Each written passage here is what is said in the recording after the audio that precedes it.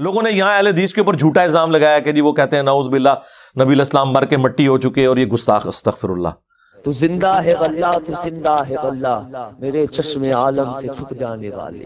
یہ بہابری، یہ بدعقیدے، ان کے پاس میں کچھ دلائل تو کچھ نہیں ہوتے ہیں، لوگوں کو گمراہ کرنے لگتے ہیں، لوگوں کو گمراہ کر دیتے ہیں کہ انبیاء کرام علیہ السلام مر کر مٹی میں خاک ہو گئے، یعنی کہ اولیاء کرام مر کر مٹی میں خاک ہو گئے. آؤ سناؤ، میں بتاتا ہوں. حدیث مبارکہ ہے، مشکات کی حدیث پاک، اور ابن ماجہ نے بھی اس کو روایت کیا ہے. حضرت ابو درداء رضی اللہ تعالی عنہ نے کہا کہ سرکار صلی اللہ تعالی علیہ وسلم نے فرمایا کہ اللہ رب العزت نے زمین پر انبیاء کرام کے جسموں کو کھانا حرام فرما دیا ہے، لہذا اللہ کے نبی زندہ ہیں اور رزق دیا جاتا ہے.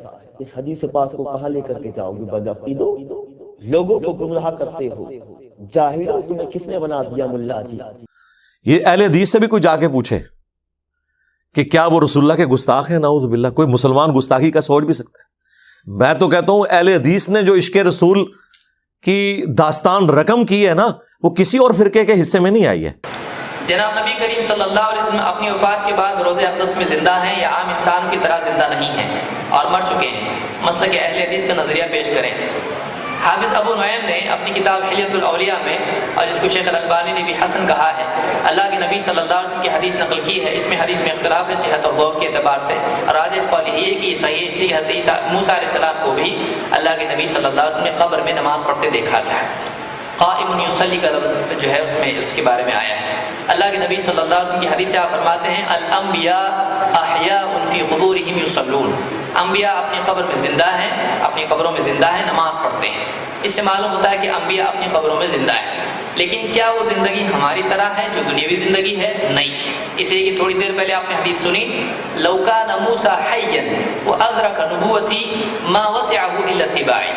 اگر موسیٰ زندہ ہوتے اور میری نبوت پاتے تو میری اتباع کے سوا ان کے پاس کوئی چارہ نہیں ہوتا، کوئی راستہ نہیں ہوتا. تو معلومات زندہ ہوتے کا جملہ بتلا رہا ہے، زندہ نہیں ہے. تو ہماری طرح زندہ نہیں ہے، لیکن برزخی زندگی، قبر کی زندگی، جو بہترین زندگی اللہ تعالیٰ جس طرح سے چاہے، ہم کو نہیں معلوم، انبیاء کو زندگی حاصل ہے. حدیث نمبر 1375 ہے، سنن نسائی ہے. صحابی سوال کر رہے ہیں، اے پیارے نبی صلی اللہ علیہ وسلم، آپ نے فرمایا کثرت سے جمعے کے دن مجھ پہ درود پڑھا کرو، تمہارا درود مجھ تک پہنچایا جائے گا.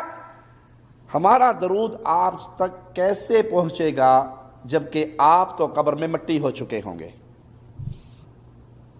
آپ فوت ہوں گے، قبر میں دفن ہو جائیں گے، اور قبر میں دفن ہونے کے بعد مٹی ہو جائیں گے، تو ہمارا درود آپ تک کیسے پہنچے گا؟ تو پیارے نبی جناب محمد الرسول اللہ صلی اللہ علیہ وسلم نے فرمایا ان اللہ قد حرم علی الارض ان تأکل اجساد الانبیاء علیہم السلام. صحابی کا سوال تھا کہ آپ قبر میں دفن ہونے کے بعد مٹی ہو جائیں گے، ہمارا درود آپ تک کیسے پہنچے گا؟ پیارے نبی نے جواب میں فرمایا میرے صحابی سنو، اللہ تعالیٰ نے زمین پہ حرام کر دیا ہے کہ وہ انبیاء کے اجساد کو کھائے. نبی کا جسم زمین پہ حرام ہے، وہ جس طرح دفن ہوئے ویسے تر و تازہ، ویسے کہ ویسے ہی اپنی قبروں میں موجود ہے. پیارے حبیب علیہ الصلوۃ والسلام قبر میں زندہ ہے برزخ کی زندگی کے ساتھ. یہ مسئلہ بھی انتہائی اختلافی اور اس کے اوپر بھی لے دے بہت لمبی چلتی ہے، تو اس مسئلے کو سمجھ لیجئے. دو نظریات ہیں، دونوں باطل ہیں. ایک نظریہ جو یہ کہتا ہے کہ نبی صلی اللہ علیہ وسلم اپنی قبر میں مردہ ہیں، نعوذ باللہ ثم نعوذ باللہ، بے روح ہیں، ڈیڈ باڈی ہیں، یا نعوذ باللہ ثم نعوذ باللہ آپ دفن ہو کے مٹی ہو گئے ہیں. یہ عقیدہ باطل ہے، قرآن اور حدیث کے خلاف ہے. دوسرا عقیدہ ہے کہ آپ زندہ ہیں، آپ کو دنیاوی زندگی نصیب ہے. لکھنے والا لکھتا ہے کہ آپ اپنی قبر میں زندہ ہیں، آپ کی زندگی دنیاوی زندگی ہے، برزخی نہیں. بلکہ ملفوظات احمد رضا میں احمد رضا خان بریلوی صاحب لکھتے ہیں کہ انبیاء اپنی قبروں میں زندہ ہیں، اور اپنے ایک شیخ کا قول نقل کرتے ہیں خان صاحب کہ وہ فرمایا کرتے تھے کہ انبیاء اپنی قبروں میں زندہ ہیں، ان کی قبروں میں ان کی بیوییں پیش کی جاتی ہیں جن سے وہ شباشی بھی کرتے ہیں۔ انا للہ و انا الیہ راجعون۔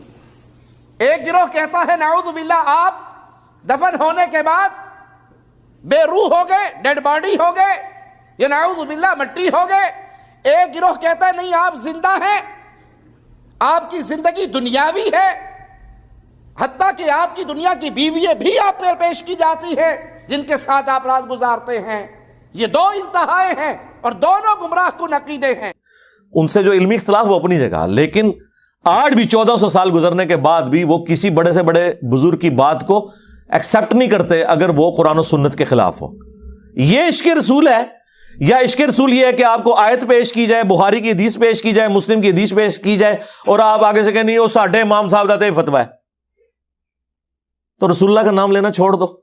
کلمہ اس کا پڑا ہے جس کی قبر مدینے میں ہے، اور باتیں ان کی مان رہے ہو کہ جو نہ اہل البیت میں سے ہیں، نہ ان کے آباء و اجداد نے کوئی صحابہ کرام کی صحبت کی ہوئی ہے، نہ ان کی کوئی حدیث کی کتاب موجود ہے دنیا میں۔ اللہ سے ڈرے۔ تو مفتی اعظم سعودیہ نے جو قبر رسول کی حاضری کے اوپر کتابچہ لکھا ہے نا، اس میں انہوں نے سیم یہی لکھا ہے کہ آپ نے قبر رسول پہ پڑھنا ہے السلام علیکہ یا رسول اللہ، السلام علیکہ یا ابا بکر، السلام علیکہ یا عمر، اور اس کے بعد انہوں نے لکھا ہے کہ رسول اللہ کی قبر مبارک کے پاس آپ آج بھی آواز بلند نہیں کریں گے، اللہ اکبر۔ اور اس میں جملے انہوں نے لکھے ہیں کہ رسول اللہ اپنی وفات کے بعد بھی اسی طرح قابل احترام ہے جس طرح اپنی مبارک زندگی میں، جس طرح قرآن میں ہے نا لا ترفعوا اصواتکم فوق صوت النبی، نبی کی آواز سے اپنی آواز کو بلند نہیں کرنا اور ان سے ایسے گفتگو نہیں کرنی جس طرح آپس میں ایک دوسرے کے ساتھ کرتے ہو، ورنہ تمہارے اعمال برباد کر دیے جائیں گے اور تمہیں خبر بھی نہیں ہوگی۔ یہ سورۃ الحجرات کی یہ جو آیات ہیں یہ کوٹ کر کے مفتی اعظم سعودیہ نے لکھا کہ نبی علیہ السلام کی وفات کے بعد قبر رسول پہ بھی آواز کا بلند کرنا گویا اس طرح ہے جیسا کہ حضور کی مبارک زندگی میں کوئی آپ کے سامنے اپنی آواز کو بلند کرے وہ برباد ہو جائے گا۔ اور یہ بخاری میں حدیث موجود ہے کہ یہ آیت نازل کب ہوئی ہے؟ یہ آیت کوئی عام بندوں کے لیے نازل نہیں ہوئی ہے، اس امت کے سب سے بڑے دو ولی ابو بکر اور عمر رضی اللہ تعالی عنہما علیہم السلام کے بارے میں، اور عبداللہ ابن ابی ملیکہ تابعی کہتے ہیں قریب تھا اس مخلوق کے سب سے بہتر دو بندے برباد ہو جاتے جب انجانے میں انہوں نے رسول اللہ کی موجودگی میں آپس میں بات کرتے ہوئے اپنی آوازوں کو بلند کر دیا۔ اللہ، میں کانپ اٹھتا ہوں یہ الفاظ پڑھ کے بخاری کے کہ حضور سے بات نہیں کر رہے تھے، آپس میں گفتگو کرتے ہوئے آواز بلند ہوئی اور اللہ نے آیات نازل کی کہ حضور کی موجودگی میں اگر آپس میں بھی بات کی نا اونچی آواز میں تو فارغ، اور ایسے فارغ کہ تمہیں پتہ بھی نہیں چلے گا، توبہ کی بھی توفیق نہیں ملے گی، کیونکہ اس میں آیا کہ تمہارے اعمال برباد کر دیے جائیں گے اور تمہیں شعور بھی نہیں ہوگا۔